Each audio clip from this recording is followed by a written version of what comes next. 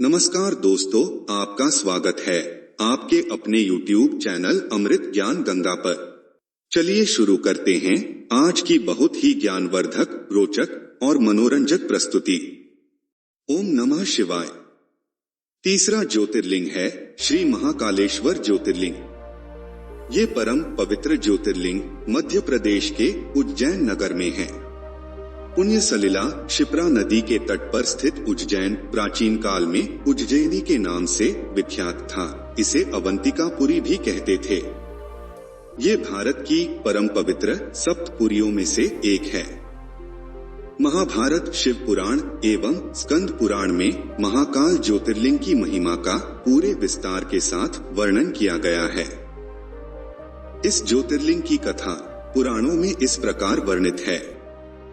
प्राचीन काल में उज्जैनी में राजा चंद्रसेन राज्य करते थे। वह परम शिव भक्त थे। राजा चंद्रसेन भगवान शिव के परम भक्त थे। वह महाकाल की अत्यंत सेवा किया करते थे। राजा चंद्रसेन की मित्रता भगवान शिव के गण मणिभद्र से हो गई। तब मणिभद्र ने प्रसन्न होकर उसे एक चिंतामणि दी, जिसके दर्शन तथा ध्यान मात्र से ही संपूर्ण दुख दूर हो जाया करते थे। उस मणि का प्रकाश सूर्य के समान फैलता था। जिस समय राजा चंद्रसेन उस मणि को पहन लेता, उस समय वह सूर्य के समान दिखाई देता था।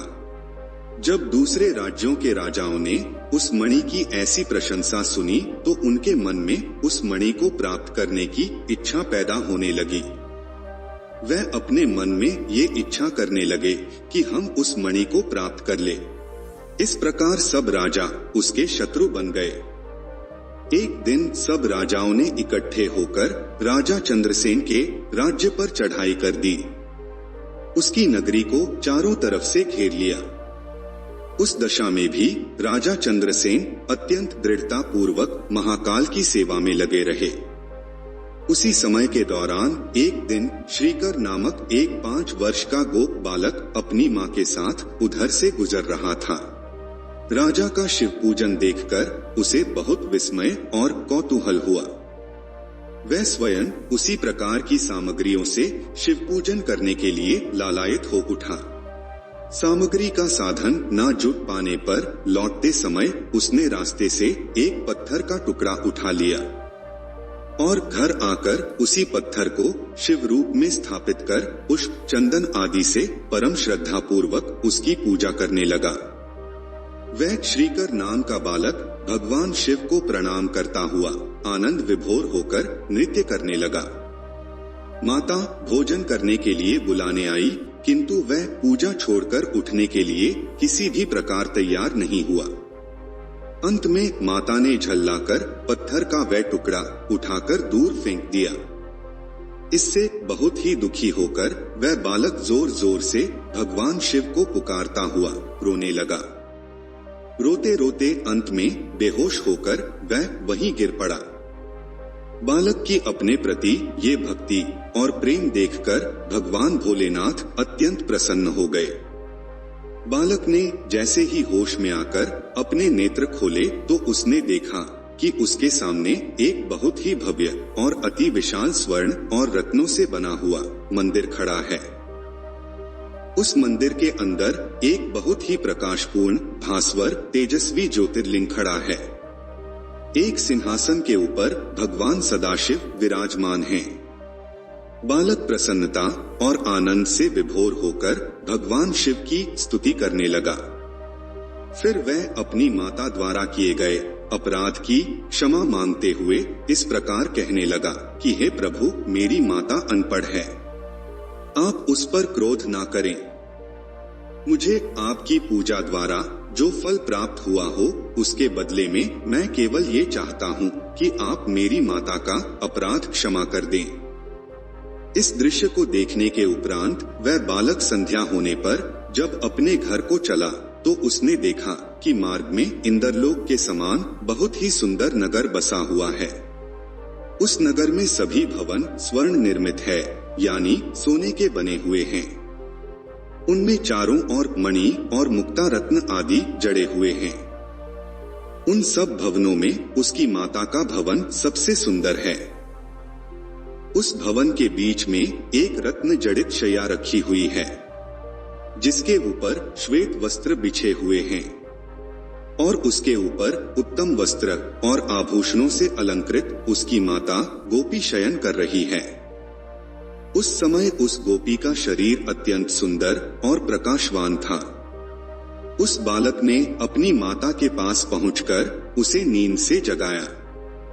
जब गोपी ने उठकर उस अद्भुत चरित्र को देखा तो पहले तो उसे अत्यंत आश्चर्य हुआ। उसके बाद उसने अपने पुत्र को प्रेम पूर्वक अपने हृदय से लगा लिया। फिर उस वैभव को भगवान शिव की कृपा समझकर उसने राजा चंद्रसेन के पास सारा वृतांत कहलवा भेजा। राजा चंद्रसेन ये समाचार सुनकर अपने मित्रों सहित उस नगर को देखने के लिए पहुंचा। राजा चंद्रसेन ने भी वहां पहुंचकर उस बालक की भक्ति और सिद्धि की बड़ी सराहना की। धीरे धीरे वहां बड़ी भीड़ जुट गई। वहां अत्यंत प्रेम मग्न होकर उसने बहुत उत्सव मनाया। इस तरह रात्रि भर भगवान शिव के चरित्रों का वर्णन करते हुए तथा उनकी महिमा का गुणगान करते हुए राजा का पूरा समय एक पल के समान व्यतीत हो गया। उसे अपने मन में शत्रुओं का भी भय नहीं रहा। प्रातः काल होने पर जब अन्य राजाओं ने अपने दूतों द्वारा भगवान शिव का ये चरित्र सुना तो वह अपने अस्त्रों शस्त्रों को त्याग कर राजा चंद्रसेन की शरण में गए। राजा चंद्रसेन ने उनका अत्यंत आदर सत्कार किया। तब वह सब लोग महाकाल के दर्शन करने के उपरांत गोपी के भवन में गए और उसकी अत्यंत प्रशंसा करने लगे। जब उन्होंने गोपी पुत्र द्वारा स्थापित शिवलिंग को देखा तो सबके हृदय में शिव भक्ति का संचार हुआ। उस समय वहां एक बड़ी सभा का आयोजन कर जितने भी गोप थे बालक श्रीकर को उन सब का राजा बनाया गया। इतने में उस स्थान पर हनुमान जी प्रकट हो गए। उन्होंने कहा कि हे मनुष्यों, भगवान शंकर शीघ्र फल देने वाले देवताओं में सर्वप्रथम हैं। इस बालक की भक्ति से प्रसन्न होकर उन्होंने इसे ऐसा फल प्रदान किया है जो बड़े बड़े ऋषि मुनि करोड़ों जन्मों की तपस्या से भी प्राप्त नहीं कर पाते। हनुमान जी को देखकर सब राजा उठकर खड़े हो गए तथा अत्यंत प्रसन्नता के साथ उनकी स्तुति करते हुए कहने लगे, हे प्रभु, हमारे बड़े भाग्य हैं जो आपने यहाँ आकर हमें दर्शन दिए। उन सभी राजाओं की ये प्रार्थना सुनकर हनुमान जी ने सबको आशीर्वाद दिया। इसके बाद उन्होंने गोपी पुत्र को अपनी गोद में उठाकर सब राजाओं को संबोधित करते हुए ये कहा कि हे राजाओं, इस गोप बालक की 8वीं पीढ़ी में धर्मात्मा नंदगोप का जन्म होगा। वह गोप भगवान शिव का परम भक्त होगा तथा इस बालक द्वारा स्थापित शिवलिंग का पूजन करेगा। उस समय द्वापर युग में भगवान शिव की आज्ञा से भगवान विष्णु कृष्ण अवतार लेकर उनके वहां तरह तरह की लीलाएं करेंगे। विष्णु जी नंद गोप के घर उसके पुत्र रूप में अवतार लेंगे। वे कृष्ण नाम से इस संसार में प्रसिद्ध होंगे। आज से इस बालक का नाम श्रीकर होगा। इतना कहकर हनुमान जी ने श्रीकर को पूजा की विधि बताई। इसके बाद उन्होंने कहा कि भगवान शिव का ये महाकाल नामक लिंग अत्यंत प्रतापवान, सबको सुख पहुंचाने वाला, सब प्रकार के दुखों को नष्ट करने वाला, भक्तों को आनंद प्रदान करने वाला तथा शत्रुओं का नाश करने वाला है। कल 13 तिथि तथा शनिचर का दिन था। उसमें प्रदोष के समय इस गोपी पुत्र ने शिवजी का पूजन किया। उसी सेवा से प्रसन्न होकर इसे महाकाल ने राजा चंद्रसेन सहित कृतार्थ कर दिया है। कृष्ण पक्ष के शनिवार में जो प्रदोष व्रत होता है उसकी महिमा अपार होती है। ऐसे शुभ योग को पाकर जो मनुष्य महाकाल की पूजा नहीं करता है उससे अधिक भाग्यहीन और कौन है।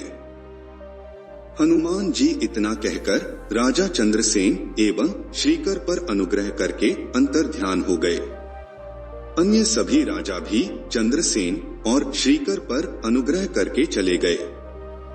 हनुमान जी की आज्ञा के अनुसार उस स्थान पर नियम से भगवान शिव की आराधना करते हुए अंत में श्री करगोप और राजा चंद्रसेन शिव धाम को चले गए। इन महाकाल ज्योतिर्लिंग की ऐसी ही अपार महिमा है। जो प्राणी इस परम पुनीत चरित्र को पढ़ता सुनता अथवा दूसरों को सुनाता है, उसे भी दोनों लोकों में आनंद प्राप्त होता है। इस ज्योतिर्लिंग के विषय में एक दूसरी कथा इस प्रकार कही जाती है कि किसी समय महाकालेश्वर उज्जैन नगरी में एक अत्यंत तेजस्वी शिव भक्त ब्राह्मण रहा करता था। वह सदैव अपने शरीर पर भस्म धारण करते, रुद्राक्ष पहनते, भगवान शिव के नाम का स्मरण करते तथा उनकी निष्काम भक्ति में संलग्न रहते थे।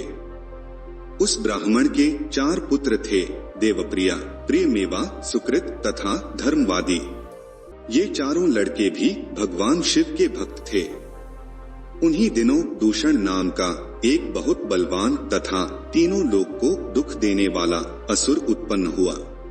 वह अपनी पत्नी सहित रत्नगिरी पर्वत पर निवास करता था। उसने ब्रह्मा जी की तपस्या करके अपार बलशाली होने का वरदान प्राप्त किया।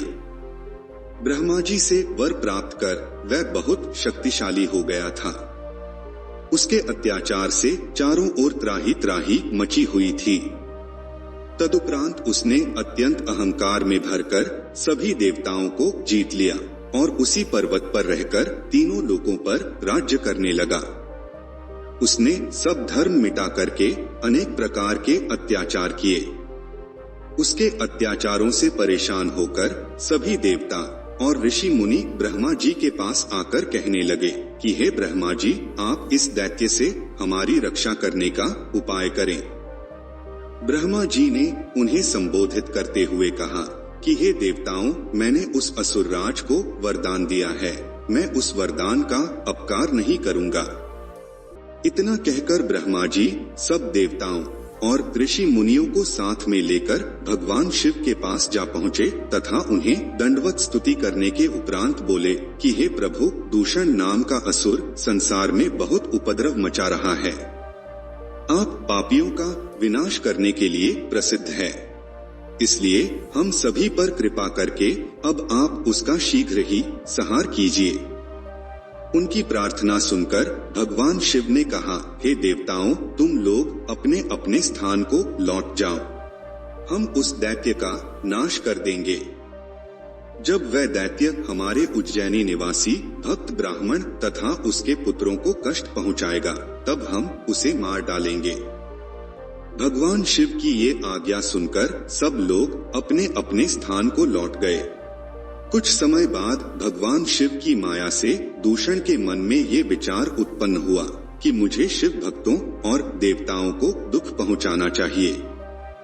एक दिन दूषण नामक वह अत्याचारी असुर शिव भक्तों की तपस्या में विघ्न डालने तथा शिव भक्तों का वध करने के निमित्त स्वयं एक विशाल सेना लेकर उज्जैन नगरी में जा पहुंचा, क्योंकि उसने ये सुन रखा था कि उज्जैन में बहुत से शिव भक्त निवास करते हैं। वहां पहुंचकर उसने उज्जैनपुरी को चारों तरफ से घेर लिया तथा सब लोगों को दुख पहुंचाना आरंभ कर दिया। उसके उपद्रव को देखकर सब लोग व्याकुल होकर अपना घर बार छोड़कर बाहर भागने लगे। दैत्यों ने उन्हें पकड़कर मार डाला।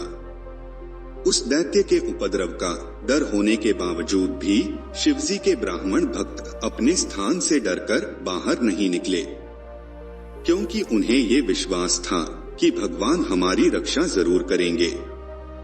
ये देखकर वह दैत्य शिव भक्तों के स्थान पर पहुंचकर उन्हें मार डालने के लिए अपनी सेना को आज्ञा देने लगा। भगवान शिव के भक्तों को उस समय भी कोई चिंता नहीं हुई।